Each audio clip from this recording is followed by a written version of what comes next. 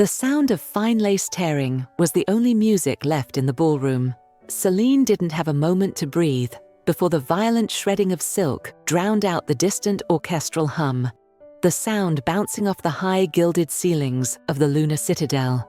The sudden bite of the mountain air struck her exposed collarbone, then her spine, then her waist. She lurched forward, her palms skidding against a cold marble pillar as a chorus of snickering, sharp, predatory, and rehearsed, erupted from the circle of noble onlookers. "Oh dear," Lyra drawled, her voice a polished blade of mock sympathy. "It seems the help is coming apart at the seams." Selene's fingers turned white as she desperately gathered the ruins of her gown against her heart. The ivory fabric, a discarded curtain she had spent weeks transforming into a dress, stitching every hem by candlelight until her eyes blurred, now fell in pathetic, useless ribbons around her feet. The bodice was severed, and the delicate train she had labored over was nothing more than floor sweepings. She stood frozen, the heat of 100 judgmental stares burning more than the cold draft. This was the moment she was supposed to break. She was supposed to sob, to turn tail and sprint back to the servants' scullery where she belonged. Lyra and Callista stood like twin vultures, their eyes gleaming with the expectation of her total collapse. But as the silence stretched, Selene didn't run. She lowered her head, not in shame, but to hide the sudden strange silver flicker that ignited deep within her iris. They wanted a victim. But as her pulse began to thrum with an ancient rhythmic power, Selene realized for the first time that she was simply a wolf in hiding. The heavy oak doors groaned open, and the silence of the ballroom became a vacuum, pulling every gaze toward the grand dais. Alpha King Valerius sat upon his throne, a figure of shadowed obsidian and lethal grace, his amber eyes scanning the sea of elite she-wolves with a cold, predatory detachment. The tradition was ancient and absolute. The king would walk the perimeter, scent the air, and select the finest highborn female to lead at his side. But as he stood, the air in the room shifted, turning electric and thick with the scent of ozone and crushed lilies. Valerius didn't look at the line of preening noblewomen or the shimmering diamonds of the elite. His gaze locked onto the shattered girl, trembling by the marble pillar, her skin pale against the shredded remains of her gown. A collective gasp rippled through the hall as the king stepped off the dais. He didn't follow the ceremonial path. He cut straight through the crowd like a wolf through tall grass, his heavy boots echoing with the weight of a coming storm. Lyra and Callista smirked, expecting him to order the human servant removed. Instead, Valerius stopped directly in front of Selene. Without a word, he unbuckled the heavy fur-lined royal cloak from his shoulders. With a sweeping, protective motion, he draped the crimson fabric over her shivering frame, the heavy gold chain of his house clinking against her collarbone. The scent of cedar and wild earth enveloped her, silencing her tremors. Valerius turned his back on the gathered nobility, his voice a low, terrifying growl that shook the very foundations of the citadel. "The selection is over," he declared, his hand resting possessively on Selene's shoulder. "I have found my queen." The weight of the Alpha King's cloak was more than just fabric. It was a physical shield that seemed to dampen the outraged murmurs of the court. As Valerius led Selene away from the ballroom, every step she took in his wake felt like a transgression against the only world she had ever known, a world of scullery maids and bowed heads. He did not take her to the servant quarters or even the guest suites, but past the line of silver-clad sentries and into the sanctum of the royal wing, where the air tasted of ancient stone and power. Once the heavy mahogany doors clicked shut, the oppressive noise of the gala vanished. Valerius turned to her, his towering frame silhouetted against the floor-to-ceiling windows that looked out over the jagged peaks. Selene clutched the fur collar of his cloak, her knuckles white. "Why?" she whispered, the word trembling between them. "I am a servant. I have no wolf." Your tradition demands a high-born mate." Valerius moved closer, the heat radiating from him more intense than the hearthfire. He reached out, his thumb grazing the line of her jaw with a tenderness that contradicted his lethal reputation. "Tradition is for those who cannot hear the call of the moon," he rumbled, his voice vibrating in her chest. "They see a human girl in rags, Selene, but I have known who you were since the moment my carriage crossed the city gates. I didn't need to see you to find you. Your scent, it isn't just lilies and dust. It is the smell of the first winter frost, and a power so ancient it makes the council's laws look like child's play. I didn't choose you tonight. I've been tracking your soul since the sun went down." The sanctuary of the king's chambers was soon interrupted by the arrival of Elder Hestia, the royal healer whose eyes held the depth of centuries. Valerius remained a silent, looming sentinel by the hearth as Hestia guided Selene to a cushioned stool. The heavy royal cloak was lowered just enough to expose Selene's back, where the jagged edges of her ruined dress still clung to her skin. Hestia's breath hitched, her gnarled fingers hovering just inches above Selene's spine. "This is no birthmark," the healer whispered, her voice trembling with a mixture of awe and horror. Under the flickering amber light of the fire, a faint metallic shimmer became visible beneath the skin. It was a silver scar, a complex glowing lattice of ancient runes that traced the length of her vertebrae like a frozen lightning bolt. "A moon binding," Hestia diagnosed, her touch sending a jolt of cold electricity through Selene's body. "It is a dark, forbidden alchemy, King Valerius. Someone didn't just hide her, they shackled her soul in pure silver. This girl isn't human. She is a true wolf whose spirit has been caged since childhood." Selene felt a wave of vertigo. The years of feeling empty, the phantom aches during the full moon, and the strange heat she felt whenever Valerius drew near. It wasn't madness, it was a caged beast screaming to be let out. The scar throbbed in response to Hestia's touch, the silver light beneath her skin pulsing like a trapped star. She looked at Valerius, her eyes wide with the terrifying realization that her entire life had been a lie, constructed by the very people she called family. She wasn't a powerless servant. She was a weapon that had been intentionally blunted. The heavy velvet curtains of the royal study offered a narrow sliver of visibility into the hallway beyond, where the flickering torchlight cast long, distorted shadows against the stone. Selene stood motionless in the darkness, the king's cloak still draped over her shoulders, its scent of cedar providing a thin veil of comfort against the chilling words drifting through the door. "The binding is cracking, Hespera," a gravelly voice hissed. Councilman Thorn, a man whose loyalty to the crown was as thin as his patience. "If that girl shifts, the prophecy is validated. Valerius will have the leverage he needs to strip us of our holdings. A moonmarked queen is a death sentence for our influence. Do you think I don't know that?" Lady Hespera's voice was a sharp, cold, crystalline strike. "I have kept that brat under my heel for 20 years, feeding her the lie of her own weakness.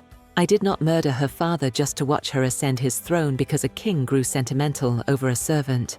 Selene's heart hammered against her ribs, a wild, panicked rhythm that threatened to give her away. The truth was more poisonous than she had imagined. It wasn't just cruelty, but a calculated assassination of her bloodline. "The blood moon reaches its peak at midnight," Hespera continued, her tone dropping to a murderous whisper. "The shift will be agonizing. Before the silver fully takes hold of her bones, she will be at her most vulnerable. We must dispose of her then.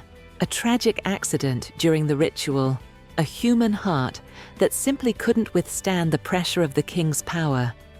Ensure your assassins are in place. By dawn, Selene must be nothing more than a memory." The heavy iron gates of the private training grounds creaked open, revealing a secluded clearing where the moonlight fell in uninterrupted sheets of silver.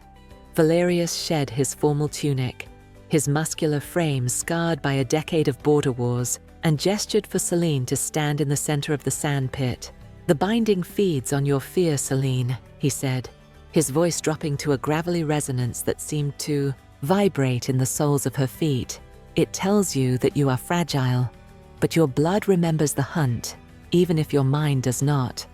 He stepped behind her, his large, warm hands settling on her waist to guide her stance. The contact sent a jolt of heat through her that had nothing to do with the chilly night air. "Close your eyes," he commanded softly, his breath stirring the hair at her temple. "Don't try to find the wolf. Let the wolf find you. Scent the wind, the pine, the approaching storm, the heartbeat of the stag in the valley." Selene leaned back against his solid chest, exhaling a breath she felt she'd been holding for 20 years. As she followed his voice, the world expanded. The silence was no longer empty. It was filled with the rhythmic pulse of the earth. When Valerius moved his hands to hers, lacing their fingers together to show her how to channel her rising internal heat, the connection sparked into something fierce and undeniable. It wasn't just a lesson in survival. It was a soul-deep recognition. In the shadow of the mountains, as he whispered secrets of the shift into her ear, the line between protector and mate blurred until only the raw magnetic pull of the bond remained. The sky bled into a deep, bruised crimson as the blood moon crested the highest peak of the 7 peaks, casting an eerie, supernatural glow over the Lunar Citadel. Inside the sacred stone circle, Selene felt the first true tremors of the coming shift. A structural groaning of her bones that felt like tectonic plates sliding into place. The silver binding on her spine was no longer just glowing, it was burning, white-hot and frantic, as the lunar energy hammered against the magical shackles. Valerius stood at the perimeter, his claws unsheathed and his eyes scanning the shadows, but the betrayal came from within the circle. Before the first rib could snap and reshape, a flash of cold steel broke the moonlight. Lady Hespera emerged from the darkness of the colonnade, her face a mask of aristocratic fury, flanked by 2 hooded assassins carrying silver-tipped crossbows. "You will not seat a mongrel on my father's throne!" Hespera shrieked, her voice cracking the solemnity of the ritual. She didn't wait for a parley. At her signal, the assassins loosed their bolts, the enchanted silver designed to pierce a shifting wolf when their hide was at its softest. Selene fell to her knees, trapped in the agony of the half-shift, her vision blurring into shades of red. One bolt grazed her shoulder, the silver searing her flesh like acid, while the second was caught mid-air by Valerius as he leaped into the fray. The Step family surged forward, daggers drawn, desperate to spill her blood before the moon touched the center of the altar. They moved with the frantic speed of those who knew their reign was ending, striking at the girl who had once been their servant, unaware that the very violence they inflicted was the final hammer blow needed to shatter her chains. The agony was not merely in the breaking of bones, but in the shattering of a 20-year-old lie. As the blood moon reached its zenith, the silver lattice etched into Selene's spine began to glow with a blinding, incandescent heat. It felt as though molten lead was being poured through her veins, a final desperate attempt by the dark alchemy to keep the predator contained. Selene screamed, a sound that started human but ended in a low guttural vibration that shook the very dust from the stone circle. The silver binding didn't just break, it melted. Under the relentless pull of the moon, the magical shackles evaporated into mist, and for the first time in her life, the void inside Selene's soul was filled. The transition was a violent, beautiful symphony of snapping joints and elongating muscle. Her skin rippled, erupting in a coat of fur as white and brilliant as a fallen star. Valerius watched in awe as the powerless human servant vanished, replaced by a creature of myth. She was massive, a silver wolf of ancient lineage, her eyes glowing with the same amber fire as the king's. The heavy royal cloak fell from her new form, no longer needed to hide her shame. As she stood on 4 powerful paws, the air around her crackled with the sheer force of her liberated aura. The silence that followed was absolute, broken only by the rhythmic growl building in her chest. The chains were gone, the servant was dead, and the moon-marked queen had finally arrived to claim the night. The morning sun broke over the 7 peaks, but it was the silver light still radiating from Selene that truly illuminated the Lunar Citadel. Standing on the high balcony beside Valerius, she no longer felt the phantom weight of the silver binding or the crushing shadow of her stepmother's cruelty. She wore the royal cloak not as a shroud of shame, but as a mantle of authority. Below them, the courtyard was packed with wolves from every territory, their gazes fixed on the woman who had shattered centuries of prejudice in a single night of blood and moonlight. Lady Hespera and Councilman Thorn stood in chains at the center of the plaza, their faces pale and hollowed by the realization that their web of treason had been torn asunder. With a voice that carried the resonant power of her reclaimed lineage, Selene delivered their sentence. Not a death that would make them martyrs, but a permanent exile to the frozen wastes, stripped of their titles and their wolves' honor.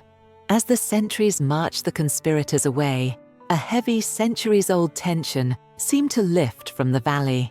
Valerius reached out, his hand finding Selene's and interlacing their fingers in a public display of unity that defied every archaic law of the selection. He didn't stand before her as a master, but as a partner. "The era of division is over," he proclaimed, his voice echoing against the ancient stone. Under the sign of the Moonmarked, the packs were no longer defined by the purity of their blood, but by the strength of their bond. Selene looked out over her new kingdom, the silver wolf within her, humming in contentment. They had tried to break her, but in their cruelty, they had only forged a queen. Together, she and Valerius turned back toward the hall, ready to build a future where no child of the moon would ever have to hide their light again.